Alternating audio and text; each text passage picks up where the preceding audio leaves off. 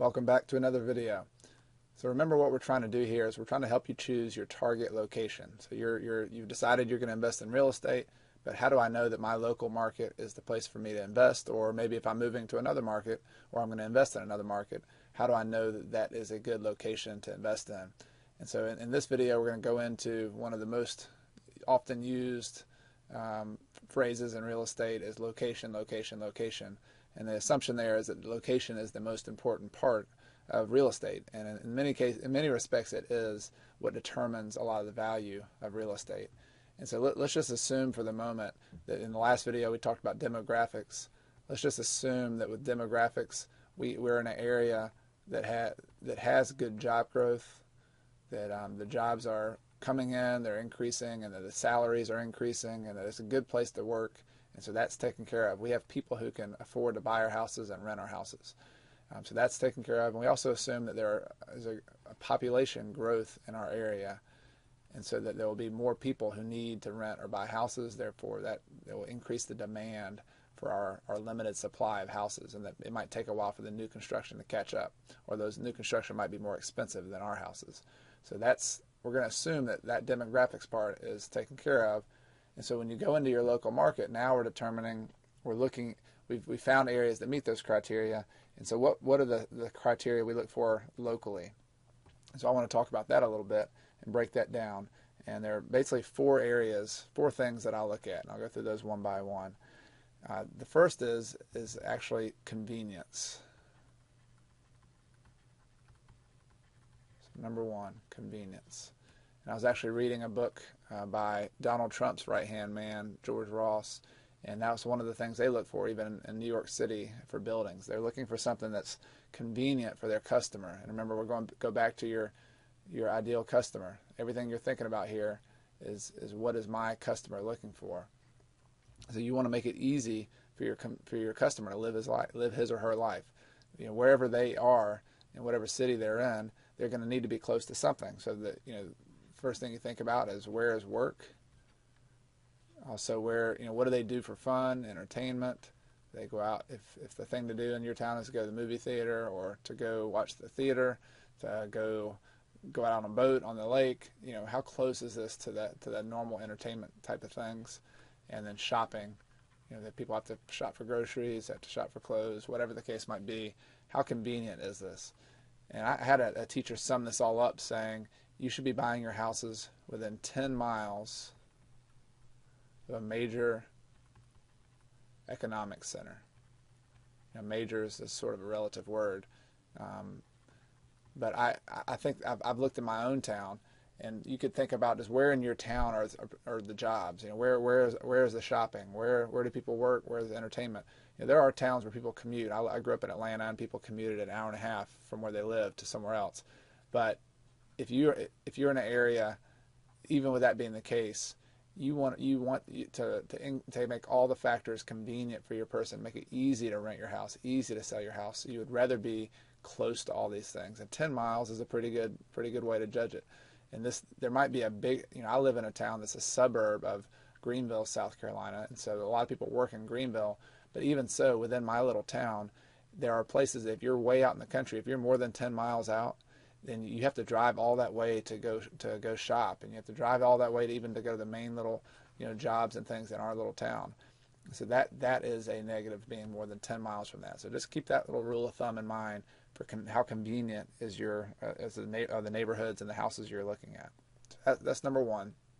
The second thing I would look at is another friend of mine, an investor, described the type of real estate he wants to buy out in Seattle. Is he wants something with romance. So let me explain what that means. Tom here and whoever else is buying houses, they make decisions typically with emotional reasons. This is not there are rational reasons. There are the size of the house and the features and this and this and this and this, but all of those features translate into a feeling that our buyer has. And so romance kind of conveys this idea that this is an emotional decision. Buying your house, renting a house is a really big deal. It's a core of everything that happens in a family's life, in a person's life, where they live. So this is an emotional decision, and So you need to think about the kinds of things that arouse emotions in people related to their housing. And this is going to be very subjective. This is going to be very different from location to location. But I want you to start thinking about things like in your area, what kind of natural landscapes are there that people want to live close to. In our area, we have lakes and rivers. So is there a water feature? Water is really important. People like to be either on the water or have a view of the water or be right close to water. What about mountains? If you're in Denver, people want to be close to be able to drive to the mountains or be able to hike, go out in nature. Where are there parks nearby?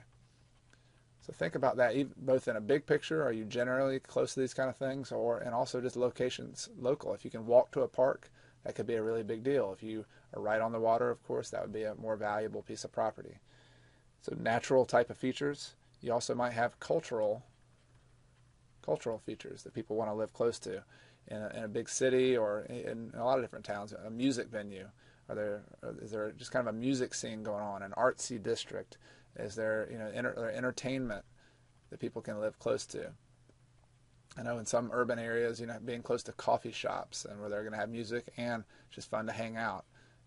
Coffee shops and little quaint little parts of town, little shopping areas that have just a good feeling to them that people want to hang out in. Sports is another part of it. People want to be close to sports and have that be part of their lives. So those are all really important, cultural, natural. These are things that people get emotional about. They say, yeah, I'd love to live close to that. I'd love to be able to walk to the coffee shop, or I'd love to be able to walk down to the river or to a park. So keep those in mind, and the more you have these, the better. And also when I think about emotions, particularly in areas where your customers are families, what are the school districts? What are the schools like? So if the public schools in your area have a good reputation and people like to go to them, you're going to attract more families. And this is going to be one of the first things they look at. They're going to say, where are the good schools in this town? And so that's, I think there's greatschools.com. It's something you can check out. If it's not great, it's good schools, but I think it's greatschools.com. Will actually rate your location and what the schools are like in your area. So keep all these romantic ideas in mind, because this is really what, people are going to buy the actual sticks and bricks of a house, but this is what they look at first. They're going to go here, and then they're going to go look at the particular house, and we'll talk about what kinds of houses they like later on. But this romance factor and this convenience factor, boy, make a big, big difference, and you being able to fill up your house either as a rental or as a sale. So keep those two things in mind. And the next two things I'm going to talk about really affect the value and the supply of the housing. So if you have these other two criteria in mind, it might also be good to think about the regulations or the laws in your town, because not all towns have equal laws and regulations. And these can be both affect positively and negatively your investing. So not all laws and regulations are negative, at least in my mind. I think of things like an HOA or neighborhood covenants. Those can actually be a good thing, because you have rules limiting what people can do or can't do in a neighborhood. They can't come in and put 10 cars in their front yard and make a junkyard out of it. That's limited by local regulations. That would also have to do with zoning. So you can't, if you live in a 2,000 square foot house, they can't put a mobile home right next to you and just trash up the yard. I own mobile homes, so I think there's a time and a place for them. But if your value of your house would go down if these two things weren't in place. So these help maintain the values. So look for reasonable zoning. There's some can be restrictive zoning, which I'll talk about in a minute, but reasonable zoning is a good thing. And then also just general civic pride. What do people in your town, are they involved in their town? Are they wanting it to grow? Are they, are people bragging about living there? Are there people who want, and if that's the case, there are going to be people involved in local government. There are going to be people involved in local charities. They're going to be picking up trash on the side of the road. You need some pride. If it's just a ho-hum place to live, nobody really gives much about it, then that's not really your location. You want pride of ownership, where people are having a lot of fun living there and telling their friends about it. That gets back to the romance and the emotional part of living somewhere. But there can also be negative regulations. This isn't the case in my area, but I know for sure there are areas of the country that have rent controls. And no matter what part of the political persuasion you are, we're looking at this from an economic standpoint. If you are buying a property assuming they're going to be able to, there's a good supply, limited supply and a great demand, and all of a sudden the government institution says you can't raise your rents anymore, even though the market would bear it, then that's a problem for you as an investor. That limits, you can't estimate your future income and future profit, and that's going to limit where you would want to invest if there are a lot of over encumbering rent controls. And I would also say this excessive government interference. As I said, local government can be a wonderful thing as well, but if it's excessive, if it's to the point where you're getting into your business a whole lot, if you have very, very strict regulations about everything and it's making it hard for you to do business, it's very cost prohibitive, then that can be a negative thing. So just kind of study your own market. I think about also eviction laws. There's some parts of the country where it's very, very difficult to evict a tenant from a house. It can take a long, long time. There are still the other factors in the market might make it worth still investing there, but you're going to have an additional cost if there's excessive government. So you need to build that into your investing and be aware of it up front. So regulations and laws can be positive and negative in a location. So finally, number 4, and this is something that would affect value, are there barriers to supply of housing? Let me explain what I mean by that. So I'm particularly thinking about things that would prevent future housing from being built or would prevent it from being built cheaply. So just on the one extreme, think about if you're in a town that only has a few houses and there's just cheap land everywhere. Within a mile of town, there's all sorts of this open land, and the local government doesn't care at all about whether it's just easy to build. There's no regulations on zoning. There's no regulations on construction. You can just put a dirt road in there and build a bunch of houses on it.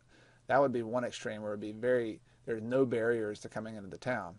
On the other extreme, let's think about, in a city, how difficult it could be to develop land. You think about a big city that, number one, you have to find the land, and then you have to negotiate it. But then to get through all the processes, there's an architectural review, there's a zoning review, there are all sorts of laws on how much you have to put in this curb and gutter. You've got to do this environmental study. You've got to make sure there are no birds or owls on this land. You've got to make sure there's no wetlands. And if there are wetlands, you can't dig within a certain number of feet of those wetlands. Whether those are good or not is not the point. The point is that it costs more to develop land with all those things in place. And for us, if we already own existing housing in that town, that is a good thing for us, because the existing housing we have is more valuable, because every time a new developer comes in, it's going to cost them a lot of money to develop new land. It might take them more time as well. And so existing housing is more valuable. So that's an important thing to think about. So both from the kind of the rules and law standpoint, how restrictive is it and how much barrier to building is it, and also physical. If you live in a town, and I'm going to draw a little map here, and let's say there's a bunch of water over here, and then your town kind of juts out into it. There's more water here, so it's a peninsula. There's a physical barrier to building more, and if everybody wants to be in this little area, this is where everything's happening, you're going to have to keep going out that way to build more housing, and it's going to be farther and farther away. And remember convenience, how important that is. So if you own an existing house in this area, you can't build anymore going either way. And so look for water barriers, and even on a local level and on a big level, and also look for other things like parks and places where you can't build anymore that could effectively be like the water, where you can only build in certain areas. And you can get a zoning map in your area and look at and kind of color it in to see where the restrictions are. And you want to get little islands where you have to go way out to do the same kind of thing you're doing. So those are 4 important things about location. I know I hurried through those. If you have any questions and comments, feel free to leave them here or ask us later. But I hope that's helpful in deciding which location locally to invest